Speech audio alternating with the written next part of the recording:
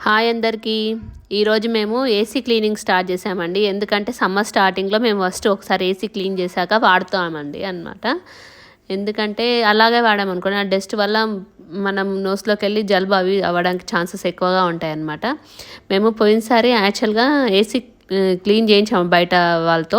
ఈసారి మేమే క్లీన్ చేయించుకున్నామంట. సైడ్కి ఒక చిన్న బటన్ లాగా ఉంటుంది, అది ప్రెస్ చేస్తే ఆ క్యాప్ వెళ్తుంది అనమాట. వెళ్ళిన తర్వాత ఆ పైన కూడా ఫోమ్ వాష్ చేయించాం కాబట్టి అది క్లీనింగ్గానే ఉంది కాబట్టి మనం ఈ కింద అవి ఉన్నాయి కదా అవి రెండు జాలివి రెండు క్లీన్ చేసేసుకొని మనం మంచిగా డ్రై అయిపోయినాక, డ్రై అవసరం లేదు, మామూలుగా క్లీన్ చేసుకుంటే సరిపోతుంది.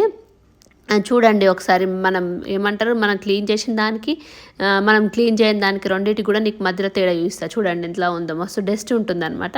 మనం క్లీన్ చేసేసుకొని దానికి అటాచ్ చేసుకొని పెట్టుకోవడమే అండి. ఇంత ఈజీ ఉంటుందో.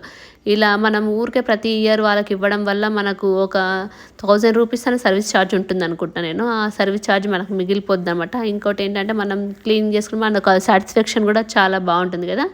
ఈ సైడ్ బటనే అనమాట, నొక్కి పెడితే బాగుంటుంది. నొక్కి పెట్టి తీయాలన్నమాట, అంతే. ఈజీ ఉండండి ఏసీ. బాయ్ అండి అందరికీ.